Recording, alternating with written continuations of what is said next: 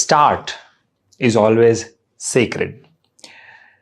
जब भी हम अपने प्रिपरेशन को स्टार्ट करते हैं, it is the most sacred thing. सबसे पवित्र चीज जो है वो है शुरुआत. नमस्कार. My name is Shekhar Suman. I'm the CEO and Managing Director of Biotecnika and a super strategist to all my students. Welcome to the webinar, everybody. Welcome to the bumper strategy session for GATE and CSIR NET, powered by Biotecnika experts. Today, in this webinar, we are going to talk from basics to latest of the strategies which you should adopt. So this particular webinar is for everyone who has never written these exams or wants to write in the future. This particular exam can change your life, but our strategies can help you succeed in these exams. So why we are coming up with these bumper strategies now? The reason is very simple. If you see, we have this exam coming up very soon in July for CSIR NET and again December. And then there is GATE exam in Feb. Now there is a specific thing about both these exams. Both these exams help you stand out of the crowd. It helps you work with the best of the scientists of India. And even if you apply for a PhD abroad, these exams have their own validity and sanctity. So here I am telling you that if you are planning to write this exam, attending this webinar is a must. But there is something special about today's webinar. Yes, you heard me right. In today's webinar, I am going to give you free gifts never given before. Yes, you heard me right. We are going to give you free gifts, free downloads and PDFs which has never been given before. We're going to give you free courses in Biotecnika app also related to these exams. So what do you say? Is this not a win-win situation? Listen to strategies which our experts have to share. And then if you fill the feedback form at the end, if you attend the entire session, if you fill the feedback form at the end, you will be able to get those courses free of cost and get those PDFs and free downloads as well. So here is a promise, guys. Our experts, Dr. Tithi and Dr. Nupur, who are special experts, senior experts at Biotecnika with 25 plus years of experience in various domains of the life science industry and teaching, are ready to guide you, to mentor you, to show you the strategies. But if you attend till the end, then I'll come back and I'll give you the free gifts. So what are you waiting for? Are you ready for this webinar? Are you guys ready for this webinar? Please let me know in the comment section. Are we ready? Yes? Yes? Shall we start this webinar? Wonderful, wonderful. So without wasting much time, I'll pass on the controls to our speakers, Dr. Tithi and Dr. Nupur, and I will see you at the end with the freebies, free gifts, and a lot of free courses only exclusively to all the students who attend this webinar till the end and fill the feedback form. So let's get started.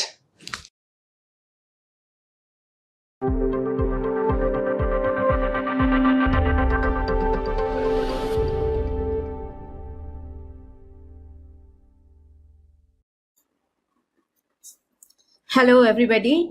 Good evening to you all. Thank you, sir. Am I audible, everyone?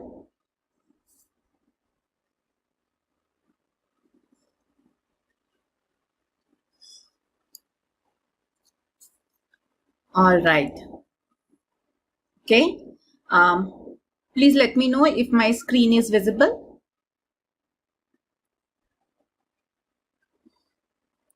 All right. Okay, so this is Tithi here, and today I'm here in this webinar to share some top 10 bumper strategies to qualify CSIR NET 2022 with you all. Ready? Okay, please write some BIOs so that we can get started. Okay, all right. Fine. So before going into the strategies, let's just have a look at the syllabus and the paper pattern. I'm very sure you all have already gone through that and you already know it, right? So it's like for preparing for any exam, the first thing is you should know what is the syllabus, right? What is the scope of it and what is the syllabus of it, right? So I'm very sure you all have gone through the syllabus of CSIR NET. Just to give you an overview here, so the syllabus comprises of 13 units. Okay, so this 13 units kind of compile everything that you have studied in biology, maybe from your 11, 12, entire 3 years of graduation and 2 years of post graduation. So everything and even more, those things are considered in this unit 11. Okay, so the very first thing you should do is you should go with the syllabus. You can you go through the syllabus, get the syllabus for yourself, go through the syllabus, and one thing is mark your strengths and weaknesses. Okay, in the topics, all right, in the units, in the topics, you mark them. What are your strengths? Okay, which are the topics that you know very well? Which are the topics are your weaknesses, where you are scared, where you don't know? Okay, now what to do with that? We will talk about it in the strategies. And just to give you a quick overview of paper pattern, I'm very sure you all already know. So the CSIR paper is divided into 3 parts, A, B, C. A part is of general aptitude questions, and B part is of subject questions. C is also subject questions, but C is kind of analyzing type of subject questions. And the question, there will be +2 marks for A and B, and there is +4 marks for C, but there is negative marking in CSIR exam. So there will be 25% negative marking. Okay, so in case of part A and B, it is 0.5 negative marking for every answer that you get wrong, and for part C it will be 1. Okay, now to set a target, it's always a good idea that you understand the cutoffs. Okay, so as far this June 2021 cutoff is considered, JRF had a cutoff of 98.78 percentile and lecturership had a cutoff of 97.01 percentile. Okay, it's a percentile, so it's a relative marking, but then you can see how high the marks are. Okay, so you have to buckle up, you have to gear up, and you have to prepare well. Okay, I hope in today's class, whatever strategies that I'm going to share with you is definitely going to prepare you well for the exam. So here comes my strategies. Okay, so the first one is make the right choice. Second, set up a routine. Next, get a good start. Okay, and how do you get a good start? With Pomodoro technique. Now, what is it? How you can do it? I will tell you. Then connect the dots, focused and diffuse thinking. Next, seek out help if needed. Next will be make your notes. Next, spaced repetition, group study versus self-study, take a lesson from history, and last but not the least, avoid becoming a victim of akrasia. Okay, so we will take up all these strategies one by one now. Make the right choice. Okay, see, when you see the syllabus has 13 units. Okay, now if you are targeting to prepare for 2023 CSIR exam, yes, you can target all 13 units. You have to prepare all 13 units. But if your target is June 2022, okay, or even December 2022, and you are trying to start preparing now, okay, then first thing, do not target the entire syllabus. Okay, now, so if you don't target entire syllabus, then what you can do? You can choose 9 to 10 units and prepare them thoroughly. Okay, but there's a catch here. This 9 to 10 units that you are choosing should be chosen very carefully. Okay, now carefully how? Carefully dependent on what is the exam weightage. Okay, how many questions, how many number of questions are asked every year from these units. Okay, so keeping that in mind, you have to choose 9 to 10 important units, but then so you can leave 3 or 4 units. Okay, you can leave it completely, but this 9 to 10 units that you are preparing, you have to make sure you have to go through it thoroughly, okay, so that any question that is asked from there you can answer. And if you are able to do that, for sure you will clear your JRF. Okay, not only lecturership, you will clear JRF. All right. Okay, so when I'm saying carefully, so definitely you cannot think of leaving unit 1 or unit 13, okay, or unit 3. So these are, or unit 4, okay, these units are so important. Like every year, lot many questions, around 15, 16, even sometimes 20 questions are asked from these units. Okay, so you cannot even think of leaving these units. All right, so you have to for sure prepare the units, right?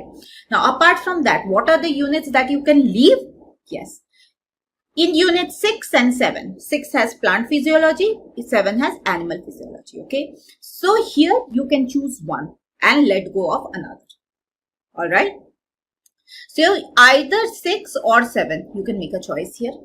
Unit 9, not many questions are asked earlier, but however in this June 2021, if we see, many questions were asked from there. But again, is as I said, that if you prepare 9 to 10 units thoroughly, where you can answer each and every question from those segments, then you don't need this units. Okay, so this, even if a lot of questions are asked from these units, that can be easily compensated with the units that you have prepared. Okay, so you do not need unit 9. All right. Also unit 12, which is bioprocess engineering, that also is not needed for CSIR exam. Okay, so for CSIR exam, not many questions come from unit 12, so you can let go of that. Okay, so when you so now you have a clear idea, right? So you have a syllabus, so mark the units that you are going to prepare. Okay, and then now start your preparation. Okay, that brings us to the next strategy, setting up a routine. Okay, that is very important. So first of all, make a timetable. Right.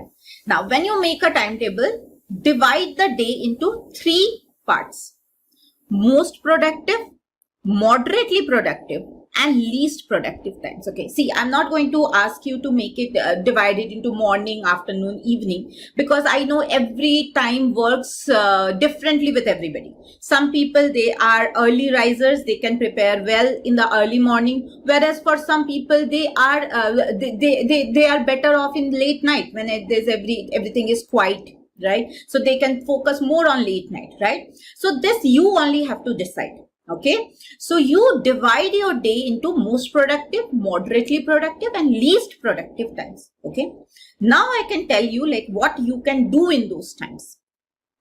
So whatever is your most productive, if it is your early hours or it is the late night, okay, or even for somebody it might be the afternoons when there is nobody in the house and you are preparing solely. Okay, so whatever is the most productive time of your day, that means that is the time where you are most focused, right? Now, since you are most focused at that time, so it's better to study the new concepts in those times. Okay, so that you can study them with your full concentration and there will be no distraction there. Fine. Now, the moderately productive times, you can use them for revisions. Okay, because here your focus is not so much, right? And also you can use them for solving part C questions. All right, where you have to read the question, analyze the question. Okay, but you can afford little bit of distraction in that time. So this moderately productive time you can use for revisions or part C type question solving. Now, coming to the least productive time. Now, least productive time means there are a lot of distractions. You are not able to focus, or you keep on thinking about other things, or you feel sleepy, you feel lazy, right? Now, those are the times I will suggest that you can do 2 things. One thing is you can solve part A questions. Okay, don't forget that yes, we are focusing on our syllabus, but then part A is also important. Every question of part A that you score correctly is like a bonus mark you are getting, right? So that can keep you apart, keep you ahead in the race of CSIR exam. All right, so part A questions you can practice during this least productive time, and it will like give you it will give some thought to your brain cells to work on, right? General aptitude questions. And also it will break the monotony of biology. Okay, studying theory, it gets monotonous, right? So when you are sitting with a pen, pencil and trying to solve these questions, you are igniting your brain cells for the thoughts of these general aptitude questions, that will definitely will not make you sleepy. Okay, and that will be productive as well. All right, so you can convert a least productive time into a productive time. Okay, so you can solve part A questions in those time. The other thing that you can do is watching subject related animations. Okay, please don't waste your time watching those TikTok videos or Facebook reel videos. Okay, that is not going to help you. For your CSIR exam, you need to focus better. Okay, but yes, in the least productive times, you can watch the animations, subject related animations. Okay, there are like you will get hundreds of animations in YouTube. Okay, for each topic, whatever topic you take, whether it is cell signaling, whether it is transcription, translation, gene regulation. Okay, even the population genetics topics like natural selection, Hardy-Weinberg equilibrium, for everything you will get hundreds of animations. All right, and some of those animations are very, very good. They make the topic so simple that you will understand it so well. Okay, even like in my class also, I often show the students those animations. All right, so you can use your least productive time watching those animations. All right, that will help you in understanding the concepts as well, and you will utilize your least productive time. Okay, right? Makes sense, everybody? So do you think it will help? Yeah, I'm waiting for your responses. Please let me know. Okay, good. Okay, so I expect you all to sit down today, divide your day in this 3 times, and accordingly you could make your timetable. Will you do that? Great. Okay, now once your timetable is ready, next go to the next strategy. How to get a good start. Okay, so remember in the like before the strategies only, I told you that you take the syllabus, mark your weaknesses and strengths, right? So now you are going to use it. So now when you start preparing your topic, start with the strong topics. Okay, your strengths. Now why? So yeah, many people will say that why, like it's our strength, we don't need to prepare it. So should we not start with our weaknesses because we have more time? Yes, your logic is right, but just listen me out. Okay, see, when you start with your strong topics, what are your strengths? Like you already know that topic, right? So you just have to brush up a little. Fine, that means it will take less time to cover, so it can be covered very fast, right? And when you get a good start, because just imagine that you are starting to prepare now. So when you get a good start is always like it's more than half of the way, right? So a good start can get you more than half of the way. So if you have got a good start now, it will definitely boost your morale and boost your confidence. Okay, you will feel confident now.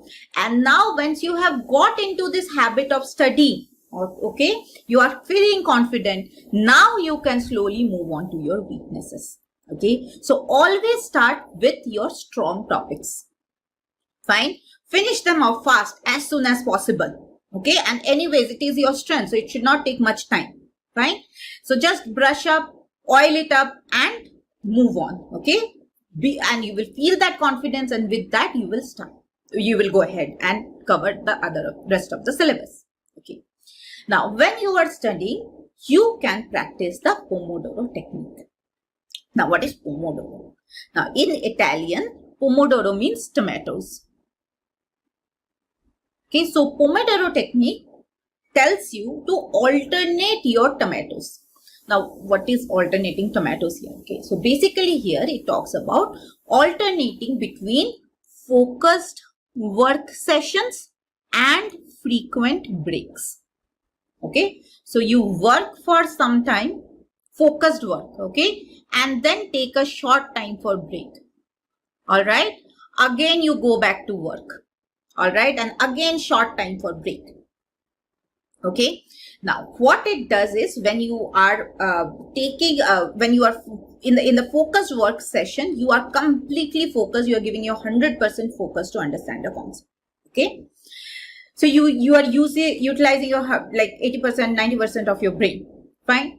Now, with frequent short breaks, okay, you will take a break. Fine. And that will promote sustained concentration and stave off the mental fatigue. Okay, it will not let your brain go daydreaming, or it will not go let it wander off. Okay, so you take breaks, drink some tea or some water, take some fresh air, and then again come back to another next focus session of work. Now, accordingly, this is a scientific layout that is there, like how you can do this Pomodoro technique is, you can pick a task, okay, set a 25 minutes timer. Now, work on the task until the time is off, okay, until the time is up. So, until the timer rings off, you keep on focusing on the topic. Okay. Now, when the timer goes off, then it's your time for taking a break. So, you can take 5 minutes break, and then after those 5 minutes break, again set the timer for 25 minutes and do the focused work session. Okay. Now, if after every 4 Pomodoros, you can take a longer 15 to 30 minutes break. Okay. Now, that is how your concentration when you are studying will increase. Now, there is another tip that I can give you about increasing concentration is when you are working on this focused work sessions, okay, keep a pencil and paper with you where you write down your distractions. Okay, so within those 25 minutes, every time you feel like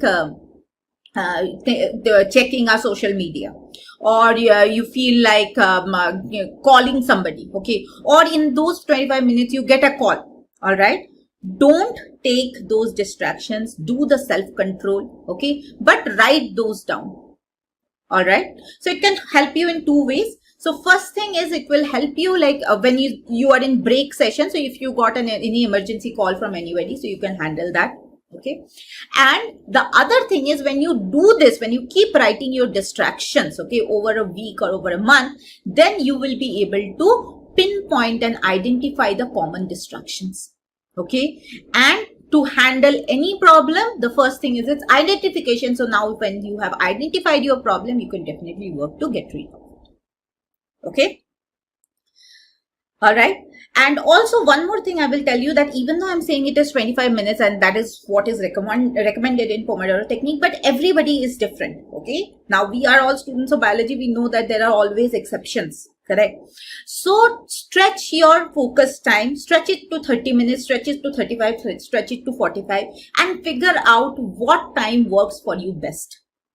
Okay, yes, but it should not be less than 25 minutes. Okay, it should not be like every 10 minutes you are focused and 5 minutes break. No, that will not going to work. Okay, so keep it a minimum of 25 minutes, but you can stretch it even more depending on your capability. All right. Okay, so this is one thing that you can do, and that will increase your focus and concentration during the study. Moving on to the next strategy, that is about connecting the dots. Now, this is something like if you attended my class, you will definitely know, because I keep on saying this thing, that you always have to connect the dots, right? Like now, what do I mean by this is when we all were kids, we used to do this kind of activity, right, where there were dots in the paper, right? We used to join it and some amazing character or some amazing image used to come up. Right? So that used to happen only when we connect the dots. If we don't connect the dots, they were just some scattered dots on the paper. Okay. Now, similarly, the syllabus in CSIR exam has been broken down into 13 units, right? But those 13 units are never in isolation. Okay. They are all interconnected. Fine. Now, when we talk about the CSIR paper also, a huge chunk of questions are asked where the questions are, they cover the topics from multiple units. Okay, so it is important for us to connect the dots. Okay, so if you are studying, if you are divided the syllabus in units, okay, and that is for your better concurrence. Okay, so you can better cover the entire syllabus, fine. But once you have done the related topics, always connect the dots, always visualize the bigger picture. Okay, so that will definitely help you. So for example, like when you do DNA, okay, so yes, in cell biology we study that DNA is present inside the nucleus, right? DNA is double-stranded structure. Then we talk about how DNA is replicated, how it is transcribed, how it is translated. Okay, translation converts the DNA into protein. Okay, now think about in the cell how that protein is transported. So protein is formed on the ribosome that is attached to the rough endoplasmic reticulum. Then it goes for the modification that is a part of post-translational modification. So can you visualize the entire image now? Okay, and also like in post-translational modifications, when we talk about addition of phosphate group, or we talk about addition of acetyl group. Okay, so immediately from the biochemistry section this part should come to you, right? Like how a phosphate group looks, what will be the charge on it, what will the charge be added on the protein if a phosphate group is added, right? So all these things has to be connected. When you get it connected, that is when you get the complete picture, and then you don't have to memorize anything. Okay, you will get the logic, fine, you will get the concept, and when you understand something conceptually, that will result in a very long time retention. Okay, right. Now there are two ways you can do the studying. Okay, one is focus thinking and one is diffuse thinking. Okay, now what is focus thinking? Focus thinking is when we show our 100% focus in solving a difficult question and we try to solve it rationally. Okay, now there's another concept called as diffuse thinking. Diffuse thinking means we do not think about the problem, okay, but subconsciously we let our brain work on it. Okay, and then when we do that, okay, then our brain can visualize the thing. Okay, our brain can definitely connect the dots and visualize the bigger picture if we go for a diffuse thinking. Okay, right. Now yes, you will ask that then which one is better, which one we should do? Well, the answer is a combination of both. Okay, now why it is? Because the combination will allow you your conscious brain to investigate the concept. Okay, and while your subconscious mind forms new links and connections to embed it into your memory and thinking. Okay, so when you are tackling some difficult topic, you are trying to study some difficult concept, or you are even trying to solve some difficult question. Okay, so have an alternate session of focus thinking and diffuse thinking. Okay, so during focus thinking you try to do it rationally. All right, now if you are not able to, then take a break. Okay, let your brain work on it subconsciously. So basically when we are not even thinking about a topic, about any problem, so our brain is still pondering over it. Okay, and many a times you will get an answer, okay, from this diffuse thinking. Okay, so try practicing this alternate focus thinking and diffuse thinking. Okay, I'm very sure you will get a result because it works for me. I have done it practically, I have done it personally, and I have seen that it works. Okay, so you can also try doing it. I'm very sure it will work. Right? Okay, now coming to strategy number 5. So we are midway through our strategies. Okay, yes, now after doing all these things, if you feel that it is not helping, please don't hesitate in seeking out help. Please seek out help whenever it is needed. Okay, now who all can help you in this direction? So you can ask help from your seniors. Okay, and how? they can help you with books and materials. And if you have seniors who have qualified the CSIR exam, who are doing research in the CSIR labs or any UGC granted programs, so they can help you with the strategies as well. Okay, they can tell you what are the important topics, what are the topics where you can focus. They can help you with the materials. They can help you with their stash of previous year question papers. Okay. Next person that you can ask for help is your previous teachers. Okay, your teachers, your professors. All right, they know you. They have taught you for 3 years, 5 years, 2 years. Okay, so they know like what are your strengths, what are your weaknesses. All right, so you can ask them for the tips and tricks. All right, and you can also ask them for the important topics. And if you are confused in some topic, okay, you can even ask them for clarifying those topics for you. Okay, or teach you those topics. All right. And other than that, you can go look for a good coaching support. Okay, so whatever works for you, please do that. Yes, here at Biotecnika, we have the coaching support. It is one of the best, but I am not, we will not force you to take Biotecnika. But the thing is, you should decide. Okay, you decide on your own. You make the correct choice. Okay, see what are the facilities the coaching is providing. Okay, how the teachers are they qualified enough? Are they experienced enough? Are they good teachers? Take some trial class, check it out. Okay, then do they have the problem solving sessions? Okay, will they help you if you are stuck in some self-study segment? Okay. And also you should look for like what are definitely the price is a factor. Okay, but then you should also look for what is the complete package that a coaching support is offering you.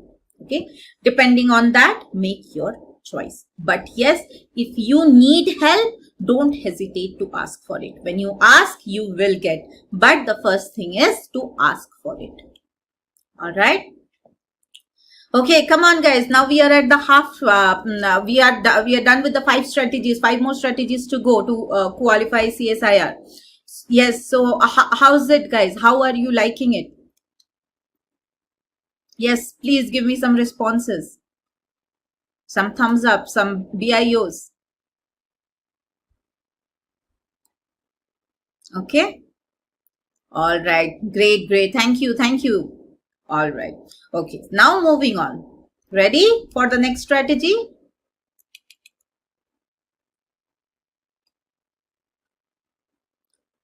Okay. Yes. So next strategy. Strategy number 6 will be to make your notes. Okay. Now, why note is important? Yes, you can read from the books, right? So you can have 10 set of standard thick books. Okay. You can read through them. But what about at the time of revision? It will be difficult for you. Let me tell you, it will be like you will feel like you are trying to swim in an ocean. Okay, if you try to revise from the standard books at the time of examination or a couple of weeks before examination. Okay, so make your notes. This notes will be very, very handy at the time of revision during the last couple of weeks. Right? Now, so many of you might feel that, yeah, working on notes is a waste of time. It is not. Okay, you will find it very helpful at the time of revision. Okay, now when you are making your note, what should be the properties of an efficient note? First, it should be short, to the point. Okay, and when it is to the point, that means it has to be very accurate also. Always double check the facts, okay, before writing it down in your notes, because you will be revising from your notes. Okay, remember that. All right, so anything wrong, you write it here, you will revise the wrong thing, and everything will then get wasted. Okay, so make sure that the notes are accurate. Okay, now I'm saying that it has to be short, to the point. So, but at the same time, it has to cover all important aspects. Okay, it's not that to keep it short, you omit some important aspect about the concept. Okay, then it will not be helpful. Okay, so it should be short, it should be accurate, it should cover all the important aspects. Okay, and when if you are studying a topic, you are making a note for a topic where it includes some numericals, please make sure that you include the numerical formulas as well. Okay, so that at the time of revision you can go through it. Now here also we at Biotecnika have a helping hand for you. We have our concept notes. Biotecnika's concept notes are very innovative direction in which we have worked, where we have taken the pain. Okay, all the experienced faculties or excellent faculties of Biotecnika, they have taken the pain of writing down the notes for you. Okay, and mind you, it is completely in a note format. Okay, we have used such a font that it will appear like your own handwritten note. Okay, but it is short, it is accurate, it covers all the important topics, and notes are available for all the 13 units. Okay, so yes, if you need help, we can give you, and you can take it from our concepts. Okay, great. Moving on to strategy number 7, studying with spaced repetition. Okay.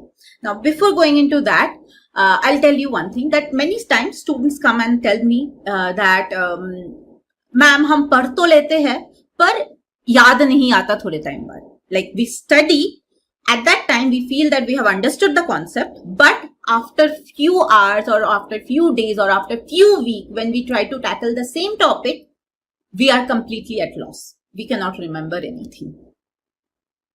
Does it happen with you guys?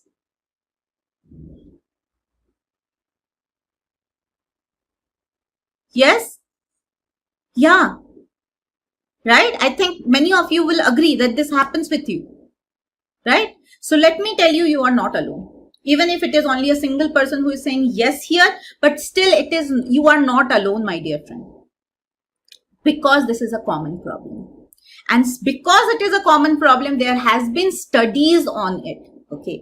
So our studies have found out that when we talk about the memories can be divided.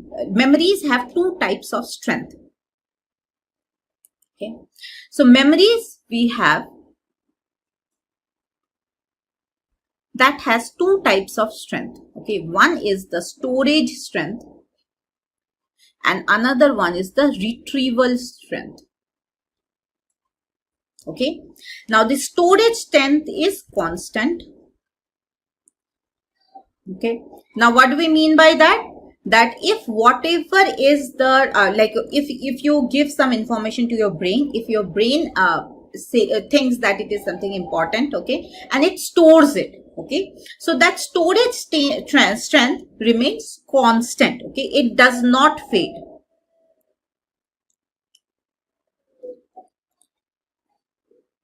Okay. Now, the other strength of memory is retrieval. Okay. How to recall that information. The information is stored well in your brain, but how to recall it. Okay. Now, this retrieval strength is not constant. It fades with time. Okay. And it requires regular maintenance. Okay, so you can work on this retrieval strength if you make sure that you do the proper maintenance. Okay, so the problem that we understand everything, so your storage is working fine, but you are not able to recall it after a few days. That means your retrieval strength is fading. Okay, yes. So how to improve that? We can improve that by doing this method of spaced repetition. Now, what is spaced repetition? Spaced repetition leverages a memory phenomena called the spacing effects, okay, which describes how our brains learn more effectively when we space out our learning over time. Okay. See, what happens when we learn a concept? Okay, so right now it is very fresh in my brain. If I try to recall it, I'll be able to recall it very well. Now, after a few days, it starts fading, right? So, when it starts fading, if we try to recall again, then our brain has to work a little bit more to fetch that information back. Okay, right? So what we do here in spaced repetition is we give it time. So a subject is asked to remember a certain fact with time intervals increasing each time the fact is presented or said. Okay, so if when you when you read a new concept, so the optimal intervals can be 1 day. So first, when you learn a new concept, you repeat it for 1 day. Okay, then you give more gap. Okay, and then try to recall it after 7 days. See if you are able to do it or not. If you are able to do it, very good.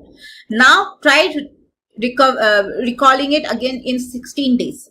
Okay, then again in 35 days. So if you do this 4 cycles, okay, and if you are able to do it, that means that information is stored in a very well manner in your brain, and the retrieval is also going to be fast.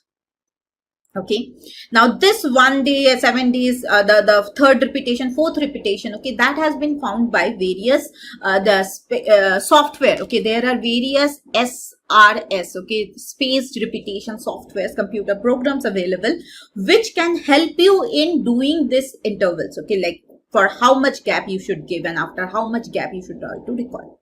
Okay, now that is a sophisticated technique by using the softwares. You can also do it in a very traditional way using the flashcards. Okay, so what you can do is you can make a box of flashcards. All right, so our box for daily, 3 days, weekly, bi-weekly, and monthly. Okay, so you can, so once you are so you can increase the interval in between in recalling or revising the topic in this way. Okay, first you revise in every 2 days. Now you then you revise in a week. Okay, then you try revising in 2 weeks. Okay, in a fortnight.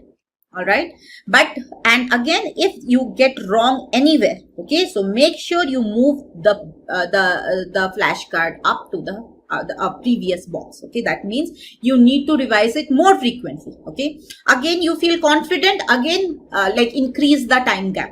Okay, so basically by this, whenever our brain is about to forget it, okay, that is the time we are making our brain work to fetch it back. All right, that is a technique which has proved scientifically is going to increase your retrieval strength. Okay, so you can do it with the help of flashcards, and here also Biotecnika can help you with our concept clouds. Okay, we have our concept clouds, which are basically flashcards of various of the units and their subtopics, where all the important topics are written on that card. Okay, so you can just look at the card and try to recall what was the concept about. Okay, what are the important things about, right? So by that you can do the concept clouds, and also we have concept wheels. This concept wheels, which have the information about the topics, they are just like flashcards only, so they will also help you in doing this spaced repetition. Okay, all right guys, yes, I want all of you to try this. Okay, please try it. It's a proven scientific method. Try it and see if your recalling strength is getting better or not, and please let us know if these strategies work for you or not. Okay, I'm sure it will work, but yes, I would like to get a feedback from you all, definitely. Right. Okay, now moving on to the strategy number 8, group study versus self-study. So what do you guys think? What is better, group study or self-study?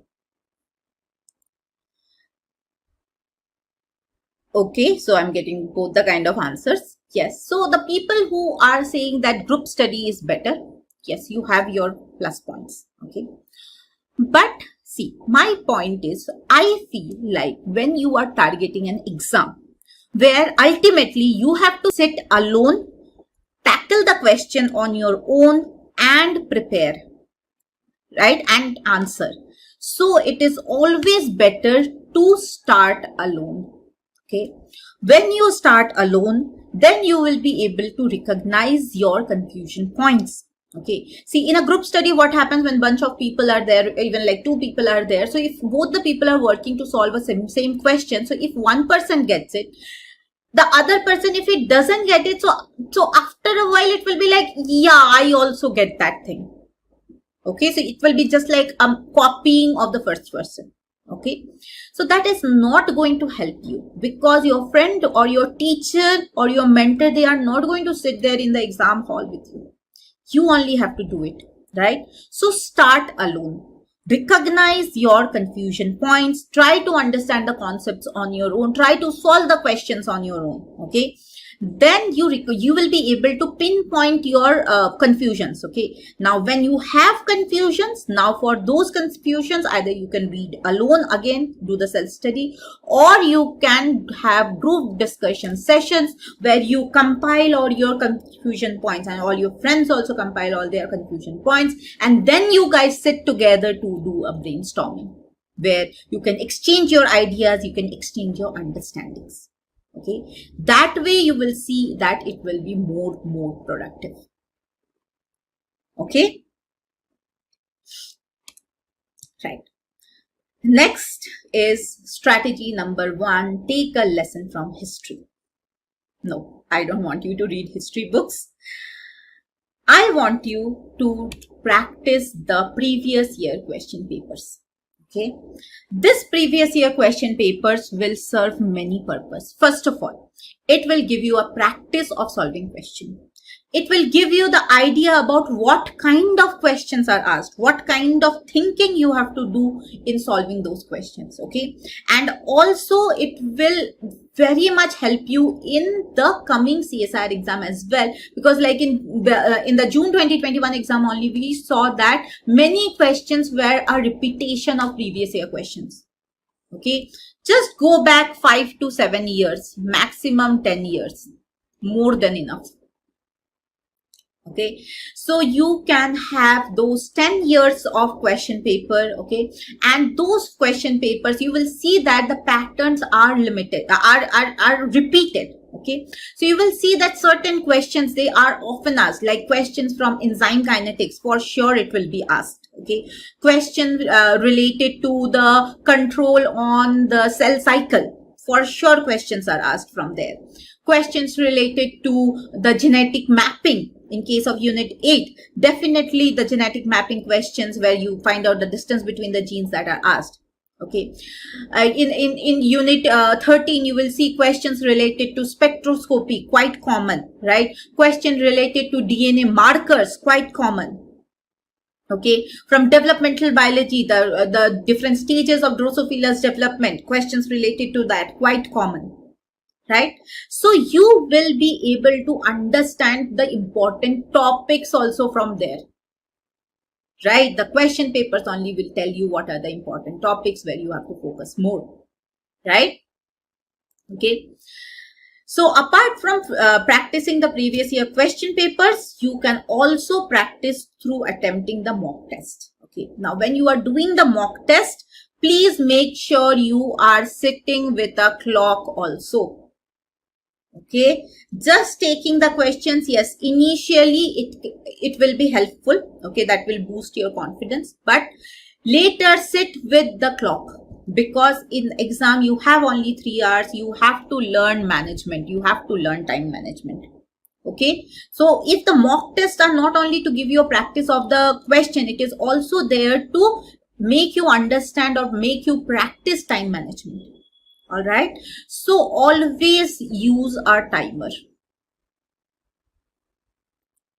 All right, okay, now when you are taking up the mock test, it is important that along with time management, you also train yourself to recognize the topic from which the question is asked just by reading a couple of lines from the question.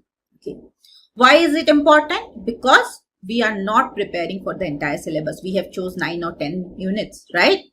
So there is no point in wasting time solving a question from a topic that you have not prepared. It will be an utter time waste. Okay, and it will not even fetch you the right marks. All right. So when you are taking up this mock test, you have to train yourself in identifying the question from which the topic, the question is asked. All right. So that during the exam, you should not waste your time attempting a question from an unknown topic. Okay. And also one more thing happens that we often take it as a challenge that we have to solve a question. Okay. Yes, challenging yourself, good, but not in this time when you are preparing, when the time limit is less and you are preparing. And definitely challenging yourself is not a thing during the exam. Nobody is going to give you any extra point for attempting difficult questions. Okay, all questions will be same marked. All part C questions, there will be +4 and -1 mark for them. All part B questions, there will be +2 and -0.5 marks for them. All part A questions, same. Okay, so they are all same. Nobody is going to give you any extra mark. You are not here to impress anybody by tackling the difficult questions. Okay, if you feel the question is difficult, even though it is from even if it is from your known topic, don't attempt it. Don't waste your time. It is not fruitful. Okay, so in that time you might solve some 2 or more easier questions. Okay, but it should not happen that you did not even get time in going through the entire paper. All right. Keep that in mind, guys. Please keep that in mind for your exam preparation. All right, moving on. The last strategy, avoid becoming a victim of accretion. Now, what is accretion? Accretion is a very, very old term, which means lack of command over yourself. What happens is when we start preparing, we are very much enthusiastic. We are very much focused. Okay. For a week, for 2 weeks, we are doing our preparation. We have stopped all our distraction. We are doing our preparation 100%. Then from the 3rd week, from the 4th week, our determination starts going for a toss. Does it happen? Right?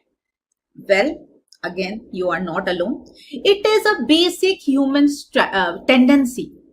See, humans are set to discount the value of a later reward by a factor that increases with the length of the day. Okay, so basically it means that humans are more prone to focus on a more faster reward as compared to a later reward.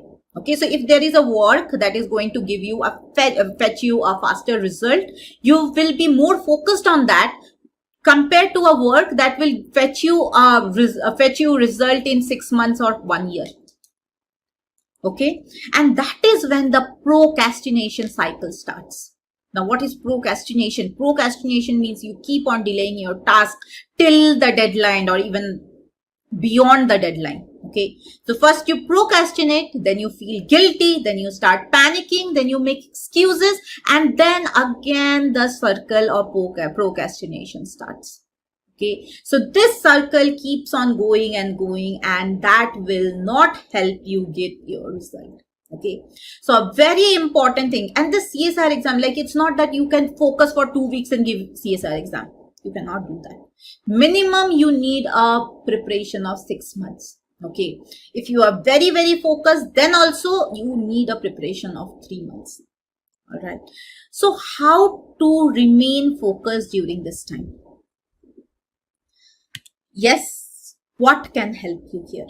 You can be helped with the help of various commitment devices. Okay. There are various applications, there are various apps where these are commitment apps, okay, where you write your to-do list. It's just like writing your to-do list. Okay, you write your to-do list, make short-term goals. Okay, just write the to-do list for a day or maximum for 2 days. Okay, so these are the topics that I will cover in 2 days. All right, these are the things I will do. This many numericals I will solve. Fine. Write this in your commitment device, or if nothing, then write it in your diary.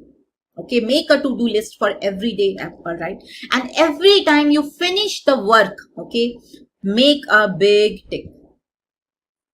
That will make you see that you have achieved, and that will boost you to achieve more. All right. And in this process, you can also set yourself some short-term rewards, right? So if you write a to-do list for daily, or if you write a to-do list for 2 days or 3 days, okay, so once you achieve the to-do list, give yourself a reward. Okay, reward can be anything. Okay, so reward can be watching a episode of your favorite series, or it can be playing video game for half an hour, or it can be like going for a walk or meeting your friends for 1 hour. Okay, so and if you keep a to-do list like for a week, like if all these things I attend, this many questions I solve, this many topics I cover, okay, this many part A questions also I solve, okay, like that, if you make a to-do list for a week, then you can give a bigger reward also for yourself, like in a weekend going out for a movie, okay, or meeting some friends and going out for food, right? So give yourself these short rewards. All right, this short rewards will motivate you, will change your mindset. Okay, it will motivate you to achieve the results more and more. All right, and this is one of the way where you can keep yourself focused during this whole time of CSIR NET preparation. Fine.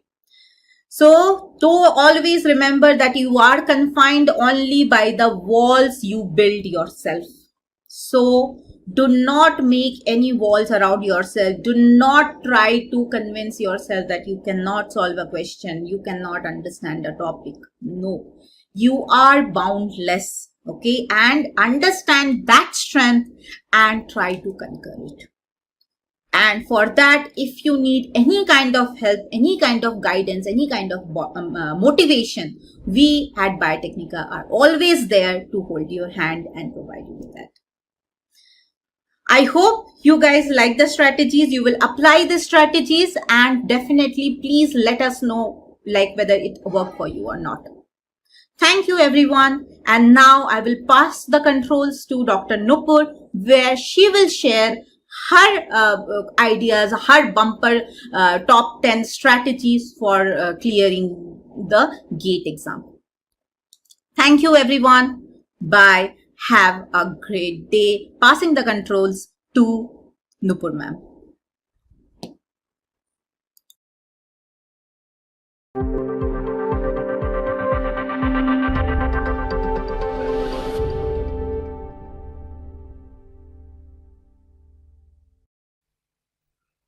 Hello everyone, welcome to Biotechnika's webinar on top 10 bumper strategies to qualify GATE BT and Excel 2023.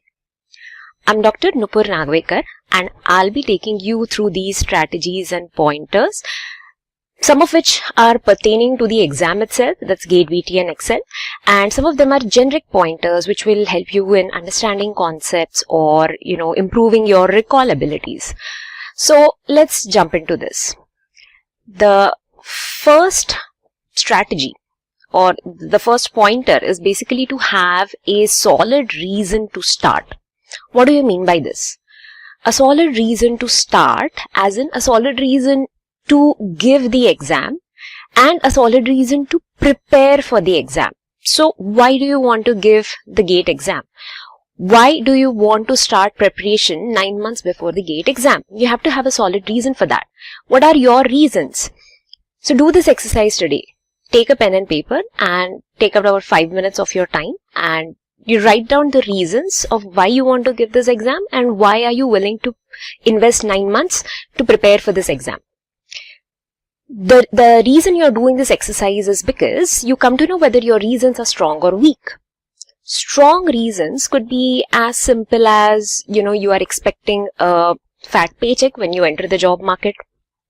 It could be making your parents proud or proving something to yourself or someone else. It could be, that you wish to enter into a premier institute for your higher education, so on and so forth, right? These are solid reasons to start preparing. The reason you need to jot them down is because you intermittently need to remind yourself why you started. 9 months is a long time. Somewhere down the line, you may lose interest, you may lose your persistence. So, you need to keep on reminding yourself as to why you started. It acts as a very strong motivating factor. Some of the reasons could be weak, right? Some people, they give the exam just because that's a natural thing to do, or friends are giving, that's why they are giving, parents are pressurizing, that's why they are giving. Now, weak reasons lead to half-hearted efforts, right? So if your reason itself is half-baked, you wouldn't put the entire effort that is required for the exam. Right? For example, I know BTech students are eternally confused between whether to go for MBA or whether to go for GATE, for further MTech studies. Now, this is something that they have to figure out for themselves. If they decide to go for MTech, then they have to put in the full efforts for the GATE exam. For example, in my case, my reason was that I didn't want to do a monotonous job for a long period of time. I was working as a QC analyst for a big pharma company, right? And that's when I realized that it's a very monotonous job. I was not cut out for quality control work. It would take me a long time to rise through the ranks. And that was my motivation to start studying for GATE. When I did it seriously, that is when I cleared it. Right? Now, okay, so your reasons are all set up. Okay, you decide that you want to give the GATE exam and you're ready to put in the efforts for the same.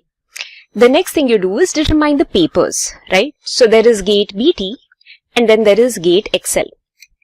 The exam conducting authority allows a person to give maximum of 2 papers.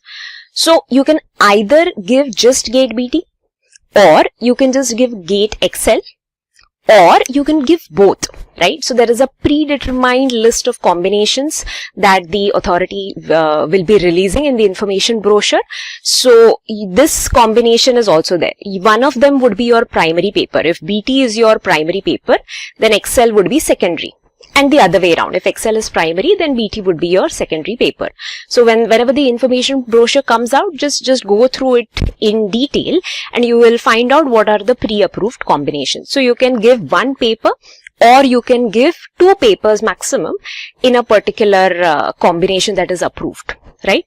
Now, why am I stressing on this point over here? It's because the second strategy would be clubbing the preparation of this exam with other exams. For example, specifically for GATE Excel, it makes sense if you club the preparation for GATE Excel with CSIR NET. The reason for that is there is about 80 to 100% overlap of syllabus between GATE Excel and CSIR NET. Right? That is except food technology. I hope you know in GATE Excel there are about 5 papers.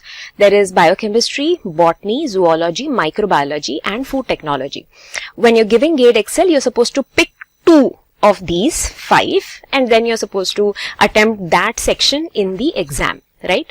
Now, except food tech has about 30% overlap only with the CSIR NET exam. So we'll keep food tech aside for now. But let's say from the other 4 papers, that's biochemistry, zoology, botany and microbiology. For all these, there's about 80 to 100% overlap of syllabus with CSIR NET. Biochemistry has 100% overlap. The other 3 has about 80% overlap. That means you can simultaneously prepare for CSIR NET. Now, it's actually the other way around.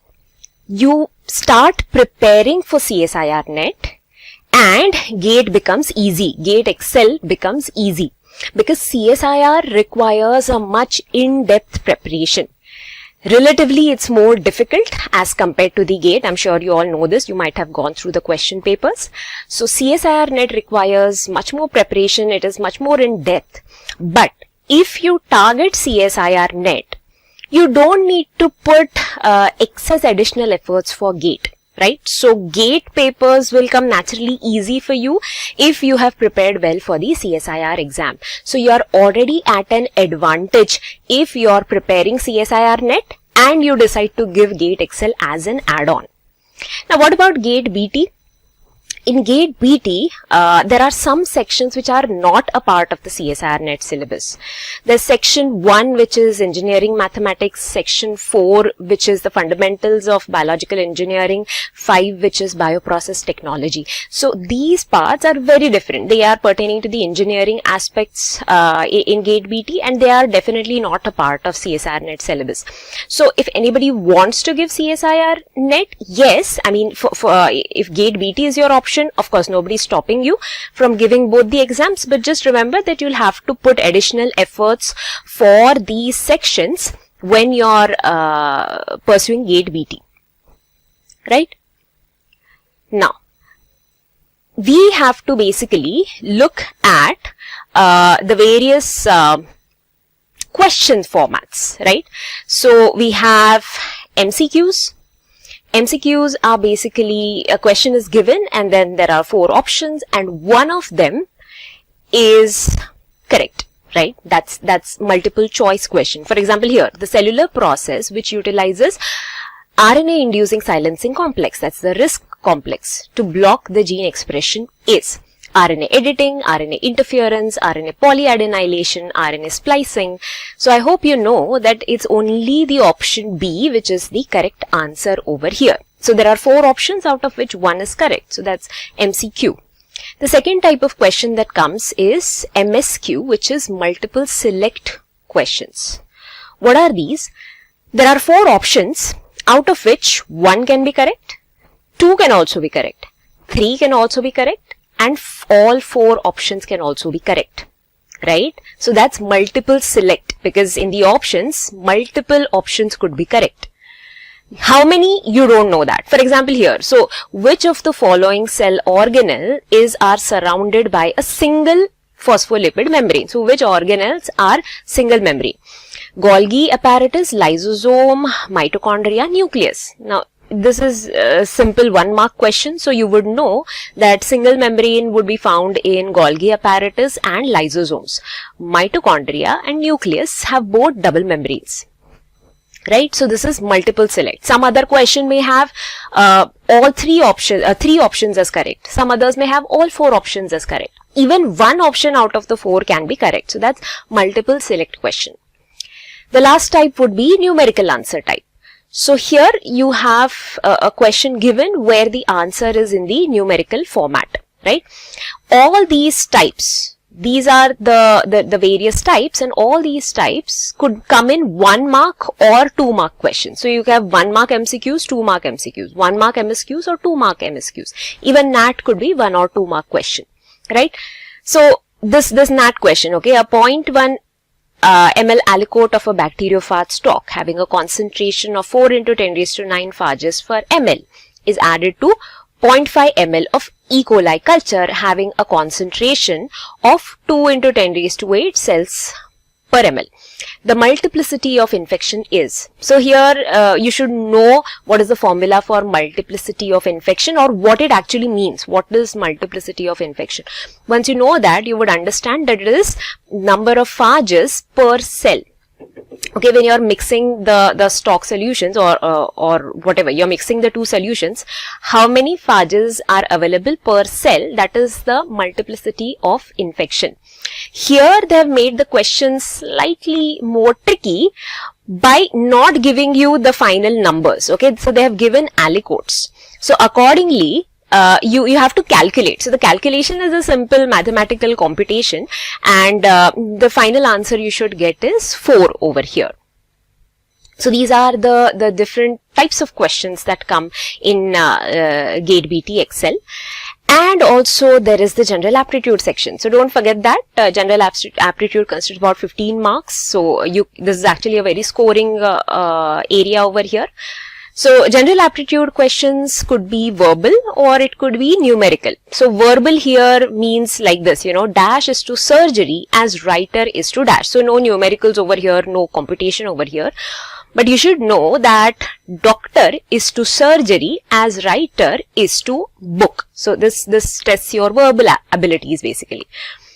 Then numerical question. The ratio of boys to girls in a class is 7:3. Among the options below, an acceptable value for the total number of students in the class is what? So 7x plus 3x would be 10x, and this is the only option which is divisible by 10. Right? So the answer is C over here. Right? So these are the various types of questions that come in the GATE BT Excel paper. Now, this is a question format, but what exactly are the questions testing? Okay, these different types of questions, they test the ability of the candidate to recall concepts, to comprehend concepts, to apply concepts, and analyze and synthesize data, right? So you can see here the ability to recall. This is the most simple type of question. You've studied some concept and you just have to recall it and give the answer. Simple recall from memory or simple computation. For example, that RNAi question that we just discussed, RNA interference, or even the second question for that matter, they are all simple recall type of questions. Comprehension is you know a particular concept, a fundamental idea, and you have to draw simple conclusions from it. So recall and comprehension usually make up 1 mark question, okay, usually. Then there are application type of questions. So apply knowledge through computation or logical reasoning. The third question of NAT type that we saw, right, where you have to find out the multiplicity of infection. So that is applying the knowledge through computation.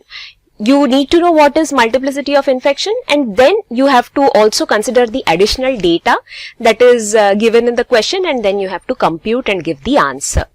Then another type is analysis and synthesis. So here multiple data would be given, diagrams, graphs, images.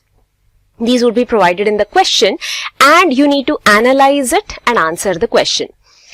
There may be some assumptions which are not given in the question. So unstated assumptions would be there. So you have to identify what is that unstated assumption before you answer.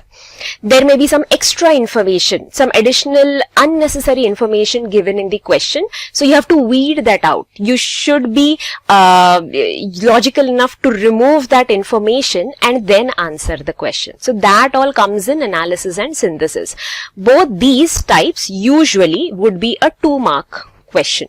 Right? So these questions, they try to analyze your ability to recall, comprehend, apply, and analyze and synthesize. Now, coming to the study material. So you've decided you are going to put in efforts to start studying. Before you actually start studying, you need to make a list of the important standard textbooks, reference books, and abridged concept books that cover the syllabus. Okay, standard textbooks, the ones that you refer, for your institute, your college, etc. Reference books, like Renninger, QB, Pierce, Watson, etc. These are reference books. Abridged concepts books, like the ones provided by Biotecnika or some other source. These have basically been abridged. The concepts have been trickled down. They have been concentrated, so that you don't have to read the extensive reference books, right? So you need to make a list of all these that cover the syllabus that of the paper that you are targeting. But remember, when you're making the list, you need to limit the study material.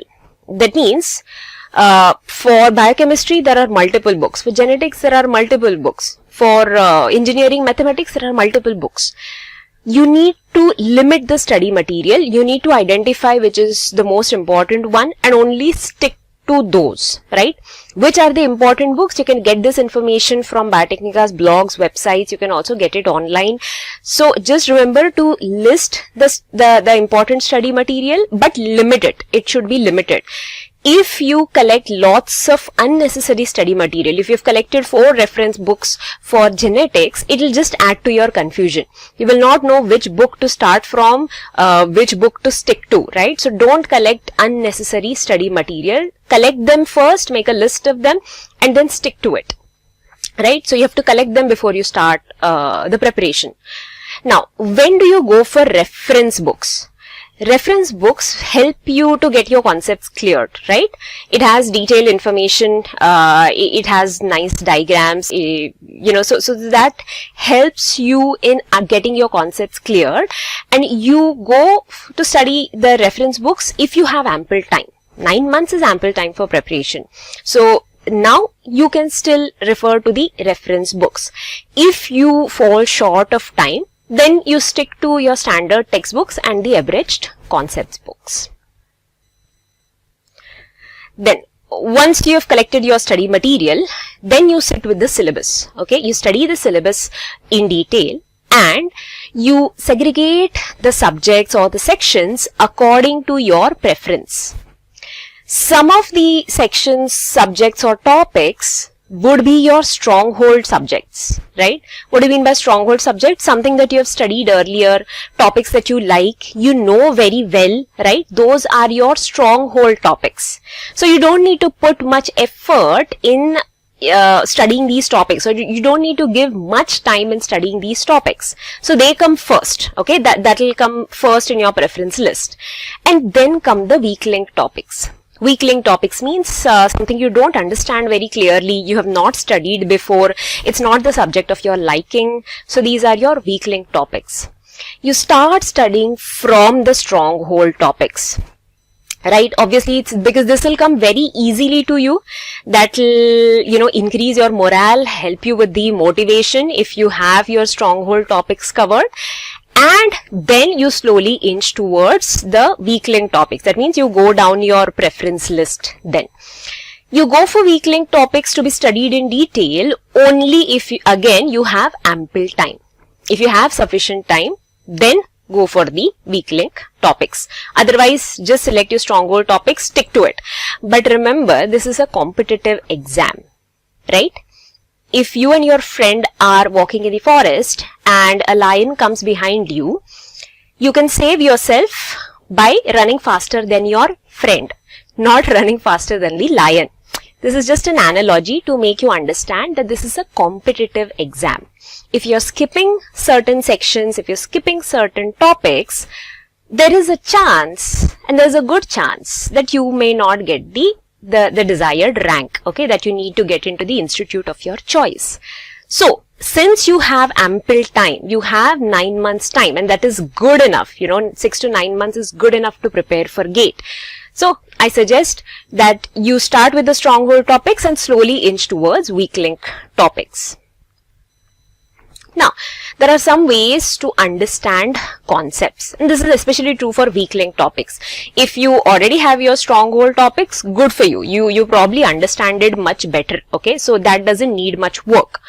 But understanding weak link concepts, usually what you do is you have to break down sentences, concepts, paragraphs into a simple form.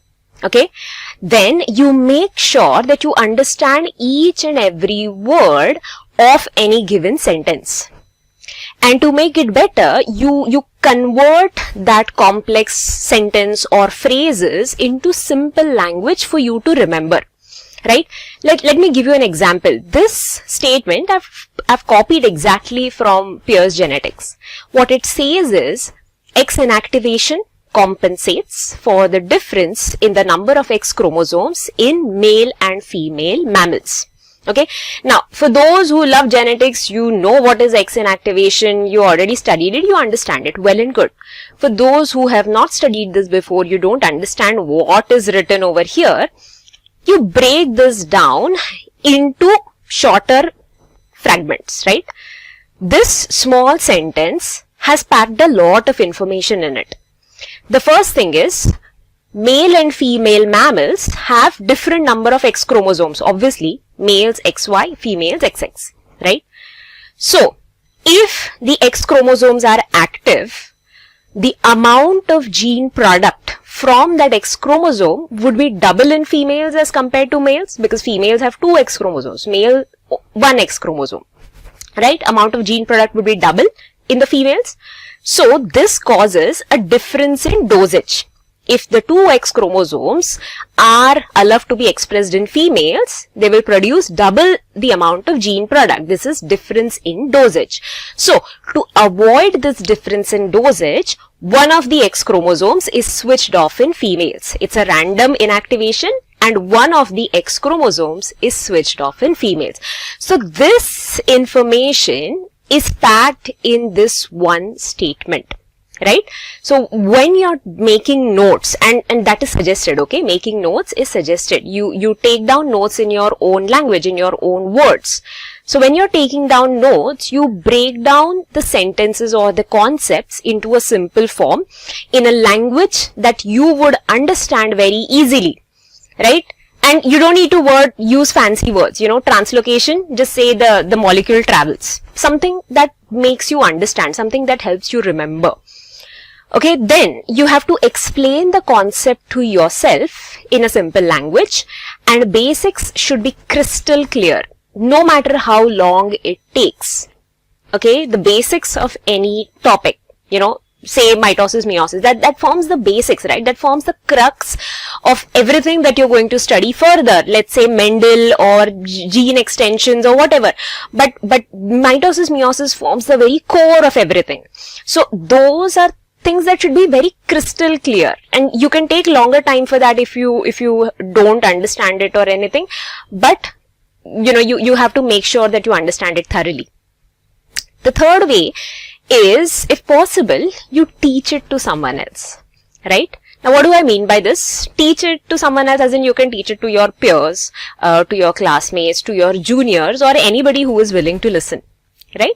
So, if possible, you teach it to someone else, because when you're teaching it, you know that you have understood this particular concept.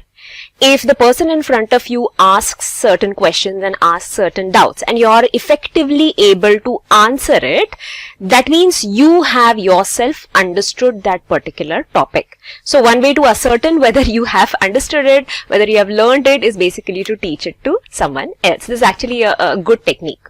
Okay. Then the next one would be tips for recall.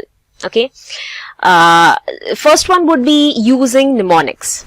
Mnemonics like these are standard. There are standard mnemonics which are passed down from generation to generation, like oil rig. Oxidation is loss of electrons, reduction is gain of electrons. This one, it actually tells you about the order of taxa, right? Domain, kingdom, phyla, your class, order, family, genus, species, right? Dear King Philip came over for good soup. So like that, there are some standard mnemonics. There are mnemonics for essential amino acids also. So these mnemonics help you in quick recall. Okay, so if you ever tend to get confused later on, it will help you. If there are no mnemonics for what you're studying, you can make your own. Okay, but don't get confused over it. You can make your own, write it down somewhere. Also, especially for GATE BT, you have to list out your formulae. Okay, even for GATE Excel, maybe keep a separate book itself for mnemonics and formulae, and keep revising it intermittently. Every alternate day or every 2-3 days, just open the book, go through the formulae. That will help you in recalling the formulae when essentially required. Using flow charts, even Biotecnika provides flow charts, Conceptica. So this helps in quick recall, especially during revision time. Like I said, writing your own notes, not typing them. I have not written typing your own notes. I have written writing your own notes. So writing concepts down in your own words, in simple phrases. It does not even have to be in full sentences. Just small broken down phrases, and reading them aloud. So when you're revising them, you read them aloud, not in your mind. When you read them aloud, you reinforce them. Your brain registers it, right? So these are all different tips for recall. Another thing you can do is you can humanize entities and make it a story, or you can use simple analogies or comparisons.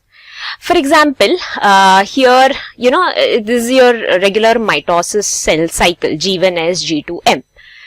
And what I do is to explain checkpoints, the checkpoints in the cell cycle, I actually explain it as a nakabandi. Okay, the cell is trying to go from G1 to S, but towards the end of G1S, there is a nakabandi. So this policeman is not allowing the cell to enter into the S phase if they are not following the rules. And what are the rules? The nutrients should be properly synthesized. The cell should be big enough in size. It should have grown to a particular extent. So if it's following the rules, only then this checkpoint will be allowed to be crossed. This policemen, which are essentially CD case, they will allow the cell to go into the S phase. Then there is a nakabandi towards the end of G2 phase, which makes sure that the preparation for mitosis work is done, and a checkpoint in the metaphase itself. Right, that's a spindle assembly checkpoint. So this is one way. It's like an analogy or a comparison which helps you to remember. Now, what do I mean by humanizing entities? Okay, let me tell you a story, right? A story of the enzyme Rubisco from the photosynthesis movie, and its original girlfriend carbon dioxide, and the second heroine, which is oxygen. Right? So this is a love story, a love triangle between Rubisco, carbon dioxide and oxygen. Rubisco prefers binding to carbon dioxide. Right? They are a couple, they are together. But sometimes Rubisco adds oxygen. Rubisco also binds to oxygen. When it binds to oxygen, that causes a problem because it leads to photorespiration. If Rubisco sticks with carbon dioxide, everything is perfect. It is good. It is happy, right? So this is a love story between Rubisco, carbon dioxide and oxygen. So this is what I mean when I say you humanize entities, right? I just created this love story. You can do it, on your own terms. So I'm sure now you're not going to forget this love story between Rubisco, carbon dioxide and oxygen, because we tend to remember stories, right? Even during your GATE exam, you'll recall this love story. Now, try and correlate with the broader picture. The application of the concept in real life helps to reinforce the importance of what you're studying. What do you mean by this? Let's take the example of Rubisco itself and its ability to bind to oxygen, which causes photorespiration, and it reduces the efficiency of fixing atmospheric carbon dioxide.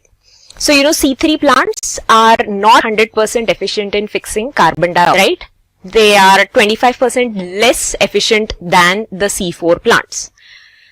Now, you read this is standard textbook material. You read this, you understand that causes the photorespiratory pathway or the C2 pathway when Rubisco binds to oxygen, and that reduces the efficiency of atmospheric CO2 fixation, right? So the output from C3 plants is much less compared to C4 plants.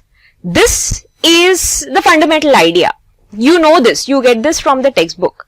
But how to correlate it with the broader picture?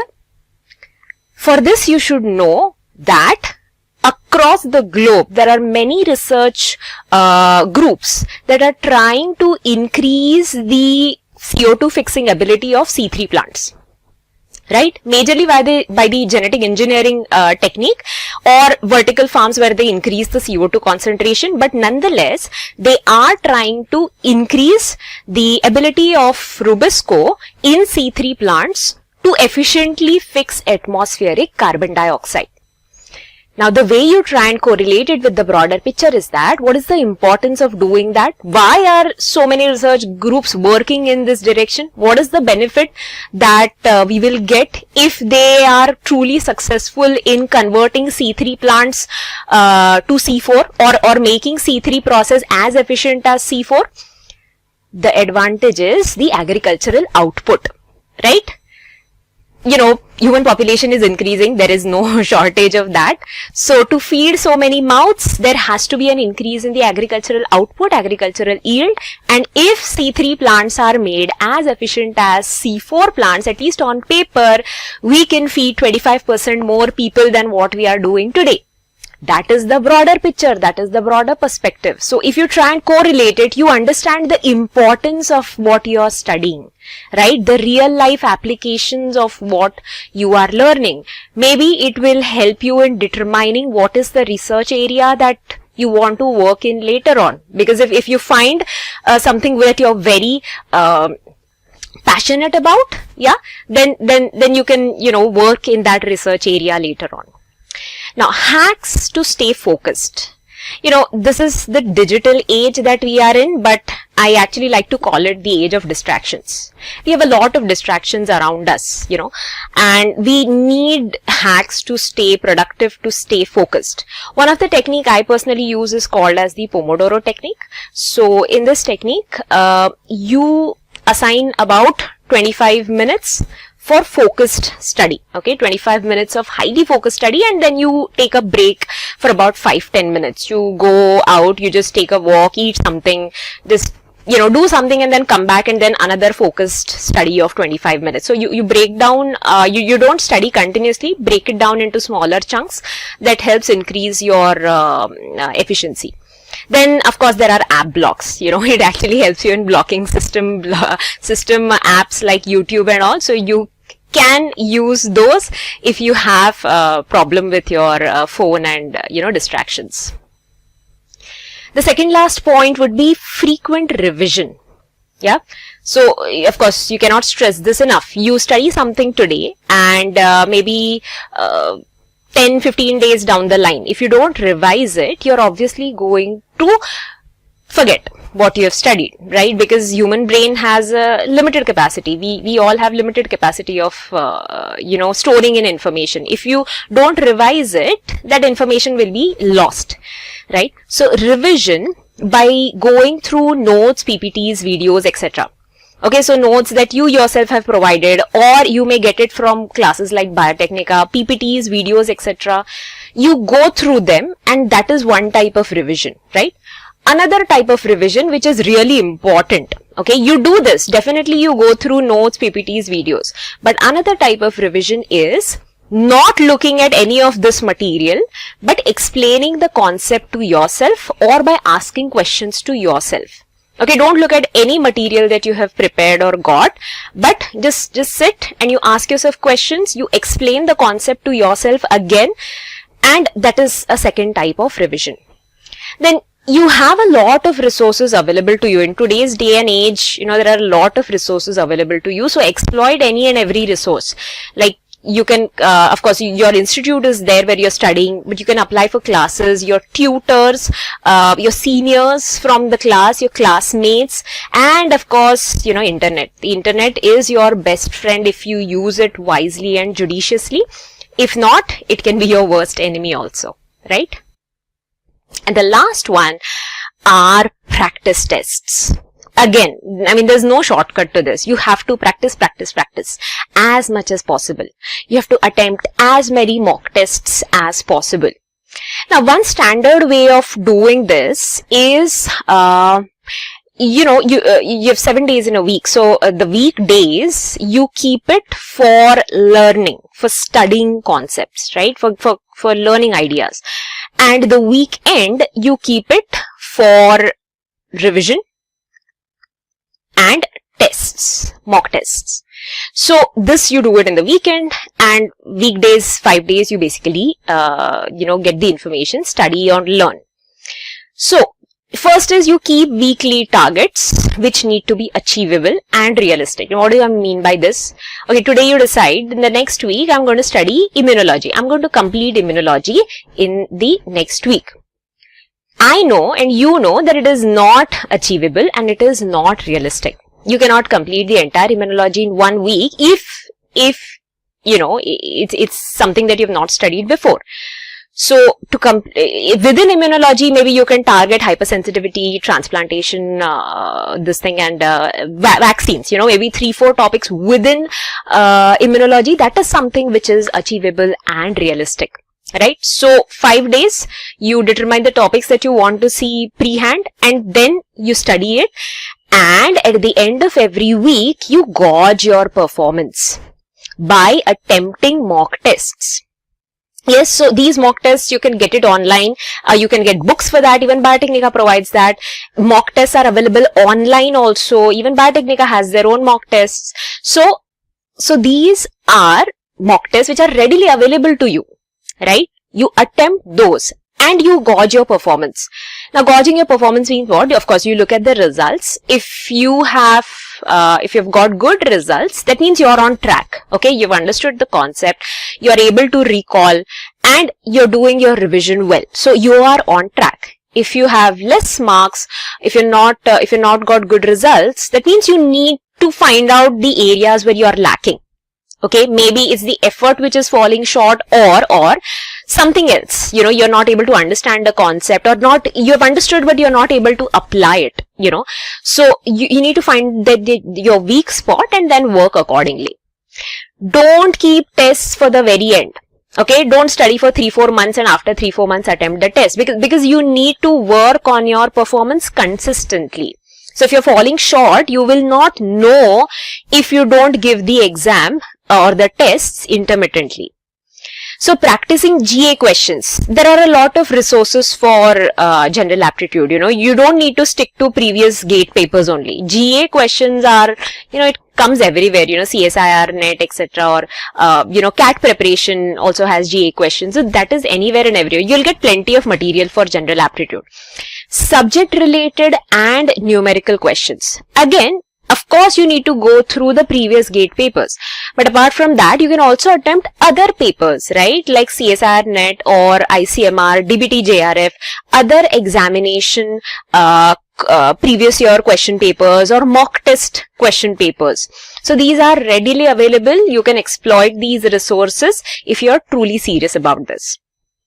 Alright, so with this, I've come to the end of my talk, and I hope this information was at least a bit useful to you, and I want to wish you luck for all your future endeavors.